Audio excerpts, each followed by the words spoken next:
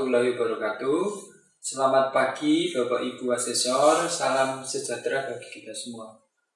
Perkenalkan, nama saya Agung Pambudi, STMA, dengan NUPTK 95443644130163. Saya adalah dosen di Fakultas Ilmu Komputer, Program Studi Informatika. Salah satu mata kuliah yang saya ampu adalah Sistem Operasi. Sebagai seorang dosen, saya memiliki tanggung jawab untuk melaksanakan Tridharma perguruan tinggi yang terdiri atas pendidikan dan pengajaran, penelitian, serta pengabdian kepada masyarakat. Ketiga unsur tersebut menjadi bagian yang tidak terpisahkan dalam melaksanakan tugas dan tanggung jawab saya sebagai seorang pendidik di perguruan tinggi. Dalam bidang pendidikan dan pengajaran, saya berusaha mempersiapkan seluruh proses pembelajaran dengan sebaik mungkin. Persiapan pembelajaran dilakukan mulai dari menyusun rencana pembelajaran, menentukan materi yang akan disampaikan, menyiapkan bahan ajar, media pembelajaran, latihan, tugas, hingga menentukan metode evaluasi yang sesuai dengan capaian pembelajaran mata kuliah. Mata kuliah Sistem Operasi merupakan salah satu mata kuliah penting dalam program studi informatika dan ditempuh di semester 3. Mata kuliah ini membahas bagaimana sebuah sistem komputer mengelola sumber daya, perangkat keras, dan perangkat lunak agar digunakan secara efektif, efisien, dan aman. Dalam pelaksanaan pembelajaran, mata kuliah Sistem Operasi terbagi menjadi 2 kegiatan utama, yaitu pembelajaran teori di kelas 12 kali pertemuan dan 12 kali pembelajaran praktikum di laboratorium. Pada kelas teori, saya bersama mahasiswa mempelajari berbagai konsep dasar dan mekanisme kerja sistem operasi selama 12 kali pertemuan dan mengacu RPS mata kuliah sistem operasi. Materi yang dipelajari meliputi pengenalan sistem operasi, struktur sistem operasi, proses dan thread, penjadwalan GPU, sinkronisasi proses, deadlock, manajemen memori, virtual memory, manajemen penyimpanan, sistem berkas, serta manajemen perangkat masukan dan keluaran. Dalam setiap pertemuan, saya berusaha membangun suasana pembelajaran yang aktif dan interaktif.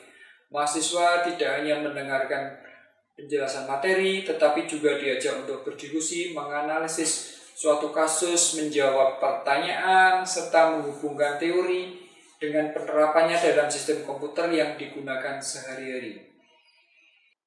Sebagai contoh, ketika mempelajari materi manajemen proses, mahasiswa diajak memahami bagaimana sistem operasi menjalankan beberapa aplikasi secara bersamaan.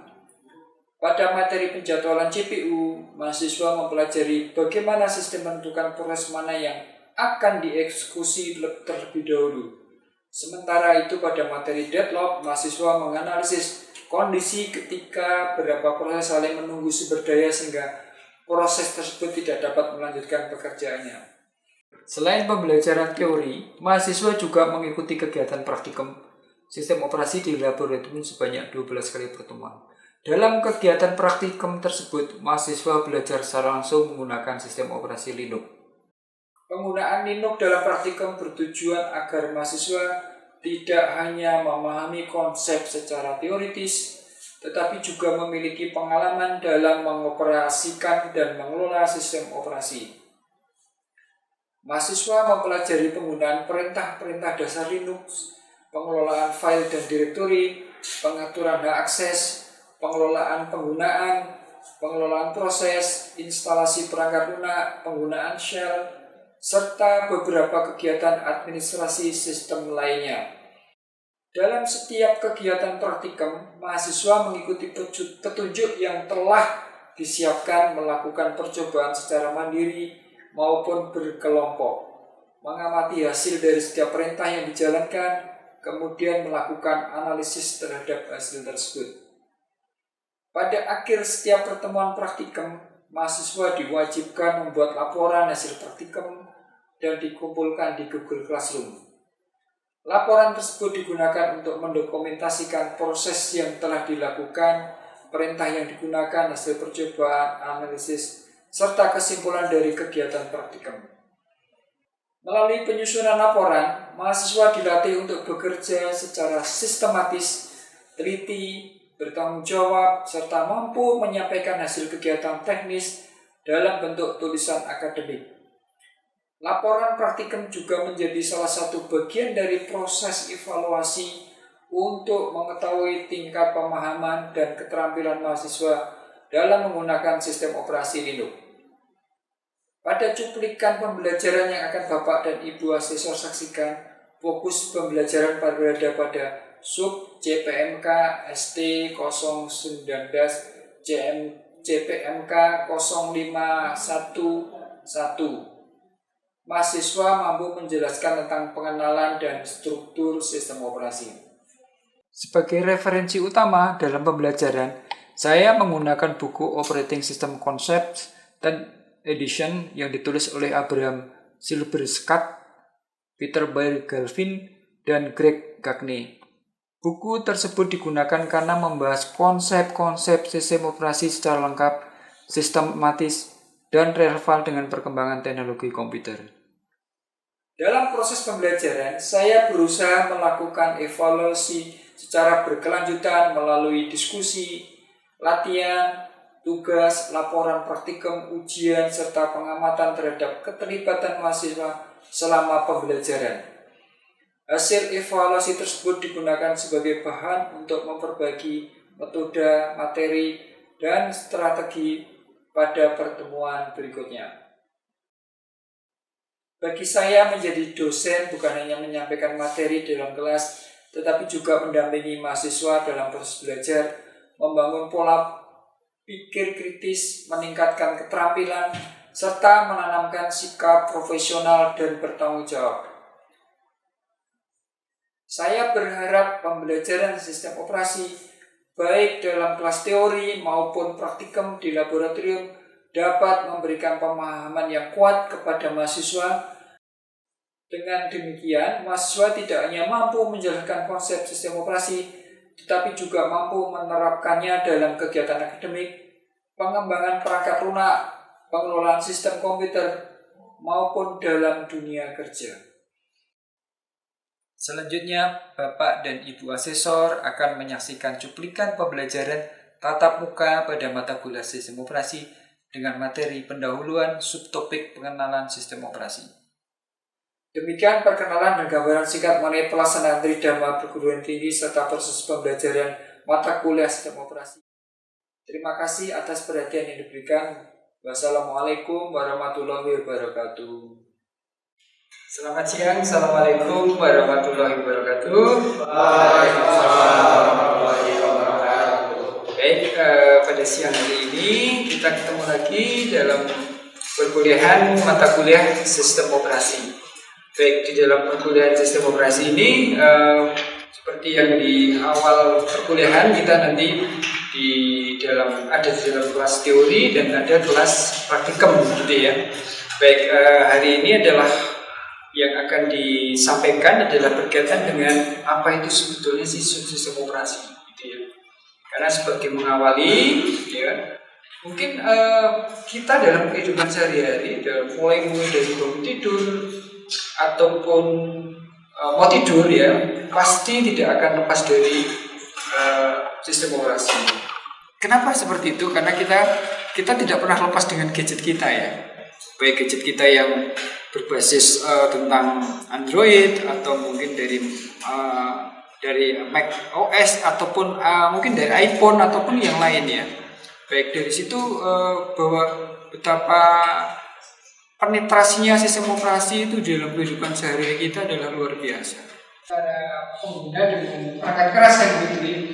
Jadi kalau di Linux kan sistem operasi itu sebenarnya dua, yaitu adalah memory source dan interface antara user atau pengguna dengan perangkat keras. Gitu ya.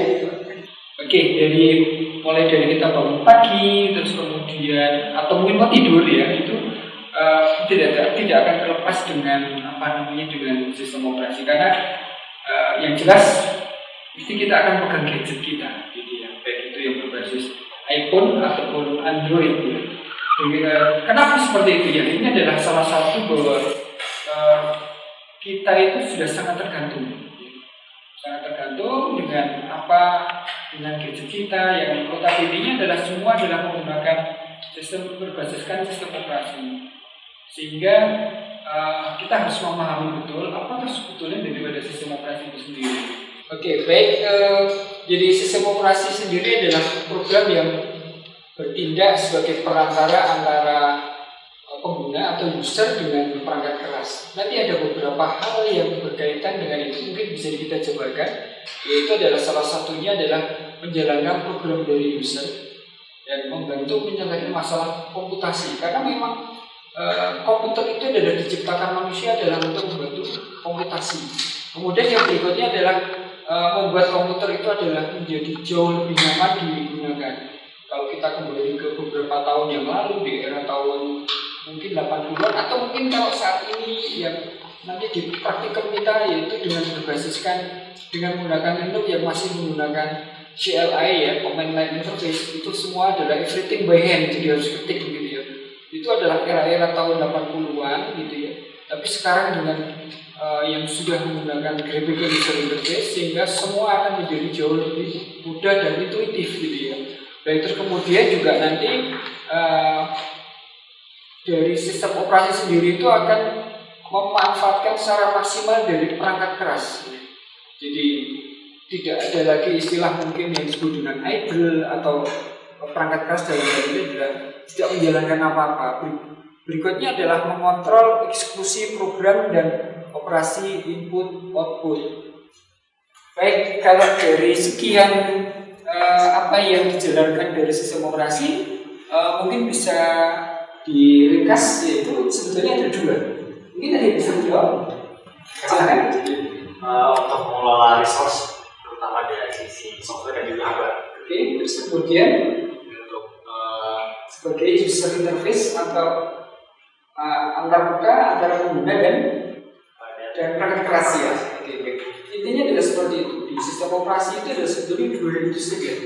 Jadi kenapa? Yaitu karena perangkat keras yang kita gunakan ini sudah jauh sekarang itu adalah sudah luar biasa ya.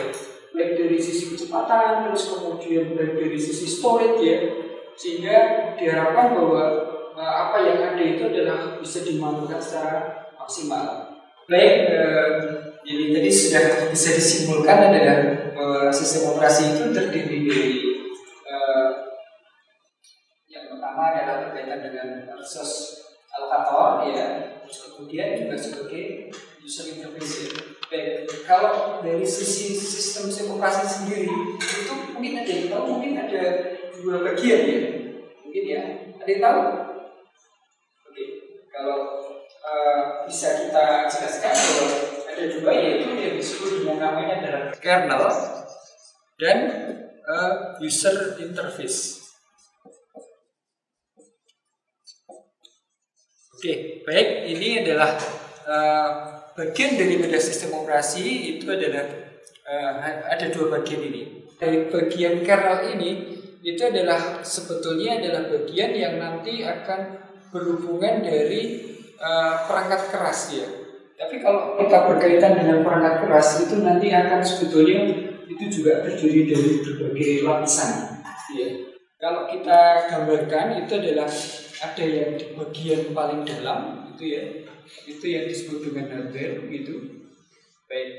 Kalau kita berbicara tentang hardware itu terdiri dari apa saja? Pertama ada memori, nanti memori ada memori utama, kemudian memori sekunder, terus kemudian ada yang disebut dengan prosesor, terus kemudian ada unit input output. Secara umum adalah seperti itu, dan terus kemudian ada lapis berikutnya. Jadi ini adalah berupa perangkat keras, kemudian ada lapis berikutnya adalah yang berupa perangkat lunak yang disebut dengan apa? Yaitu adalah di BIOS atau basic input output system ya. Baik. Kenapa dikatakan dengan basic input output system? Karena adalah yang bisa mengakses hardware itu adalah berupa perangkat lunak yang berada di BIOS. Kalau kita membicarakan tentang kernel ya, jadi kernel itu adalah merupakan boleh dikatakan sebagai jantung daripada sistem operasi begitu ya. Itu adalah bagian yang nanti adalah yang mengakses perangkat keras atau nanti yang disebut dengan tadi adalah resource allocator gitu ya. Kalau digambarkan itu adalah yang pertama adalah di mana adalah perangkat keras atau hardware begitu, yang bisa kita gambarkan ini adalah lingkaran yang di dalamnya ada CPU, kemudian ada memori utama dan memori sekunder, kemudian ada unit input output. Terus kemudian ada lapis berikutnya yang disebut dengan perangkat lunak yang disebut dengan BIOS, Basic Input Output System ya. Jadi ini adalah perangkat lunak yang tertanam di komputer kita, dan itu adalah sifatnya adalah dari pabrik pembuatnya, mungkin dari pabrik bisa dari mainboardnya sendiri gitu ya. Terus kemudian ada lapis berikutnya yang disebut dengan apa, yaitu adalah sistem operasi atau SO.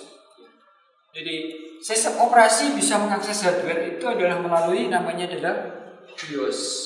Baik, terus kemudian lapis berikutnya adalah apa, yaitu adalah ada yang disebut dengan aplikasi.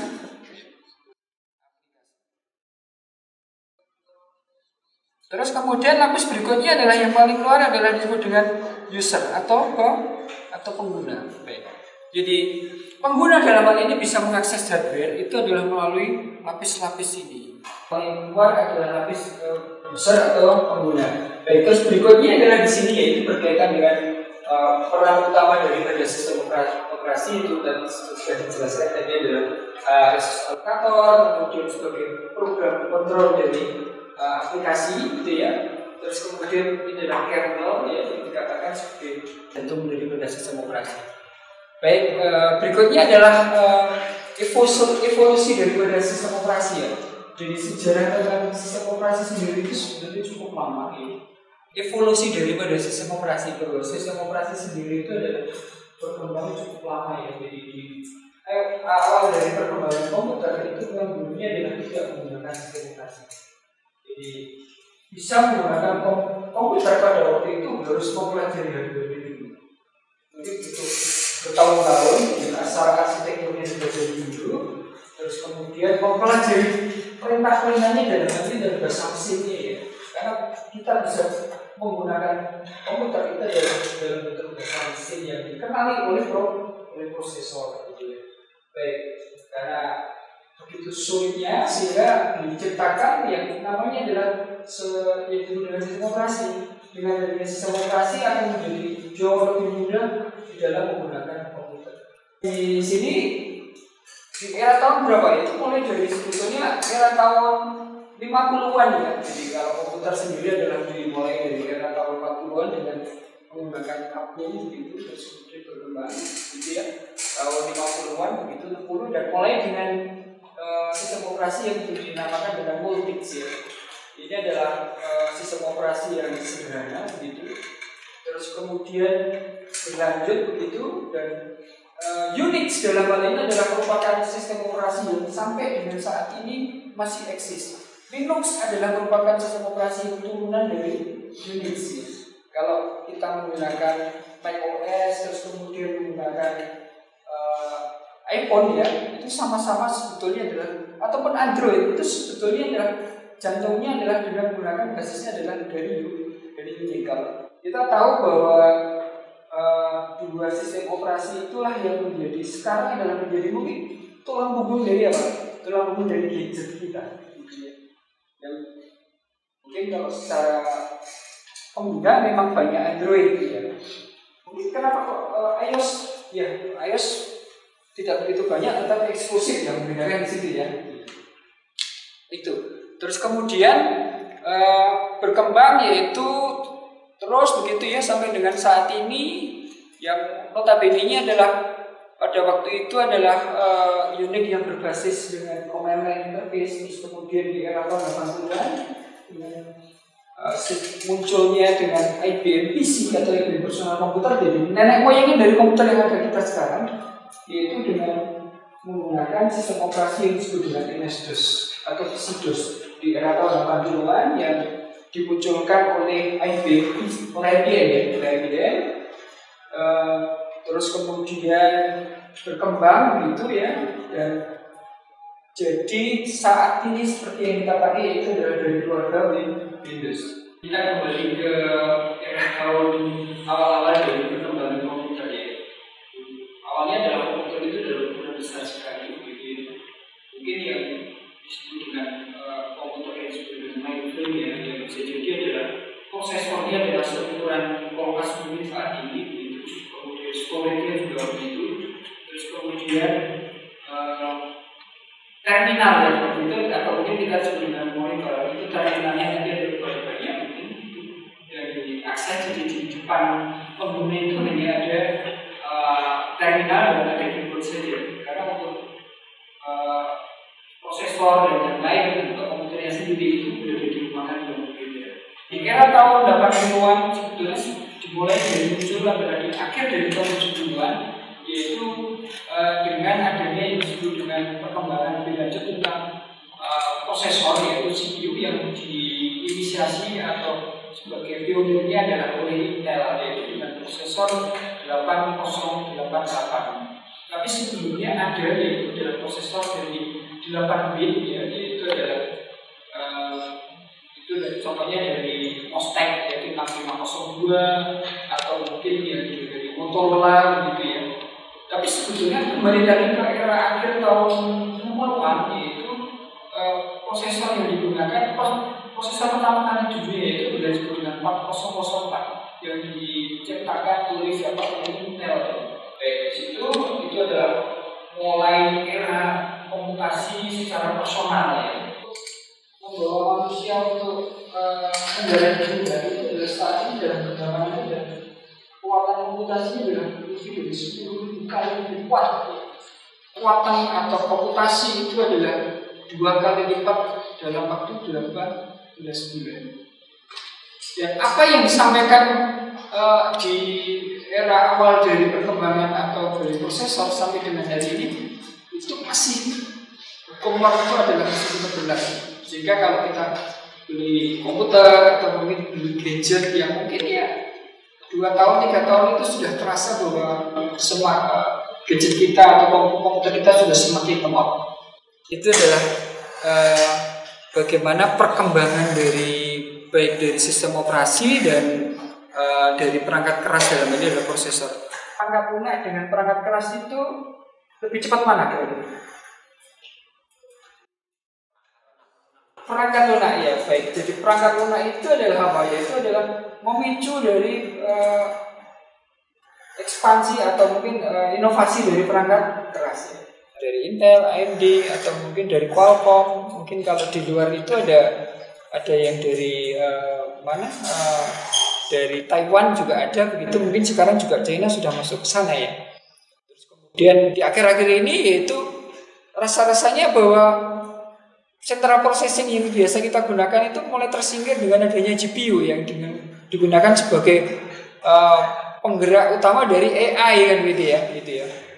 Sehingga itu membawa dampak luar biasa. Mungkin dalam perkembangan ke depan itu dengan adanya di-drive oleh AI nanti sistem operasi pun juga nanti mungkin mungkin juga lebih cepat lagi ya perkembangannya.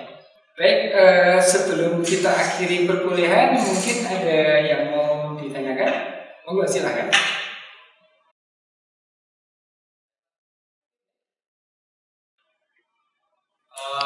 Mengapa sistem operasi itu disebut sebagai resource allocator? Oke, jadi tadi ada pertanyaan, mengapa sistem operasi disebut sebagai resource allocator? Baik, karena sistem operasi disebut resource allocator karena bertugas mengatur dan mengalokasikan seluruh sumber. Ya. Kalau kita berbicara tentang seluruh sumber itu bisa berupa perangkat keras dan perangkat lunak gitu ya. Kepada program atau proses yang membutuhkannya. Sistem operasi menentukan siapa yang mendapatkan sumber daya, berapa lama sumber daya digunakan, dan kapan sumber daya harus dilepaskan. Baik, mungkin ada pertanyaan berikutnya? Cukup ya, baik, kalau cukup untuk perkuliahan kali ini kita tutup dan kita ketemu lagi di minggu depan. Terima kasih, selamat siang, wassalamualaikum warahmatullahi wabarakatuh.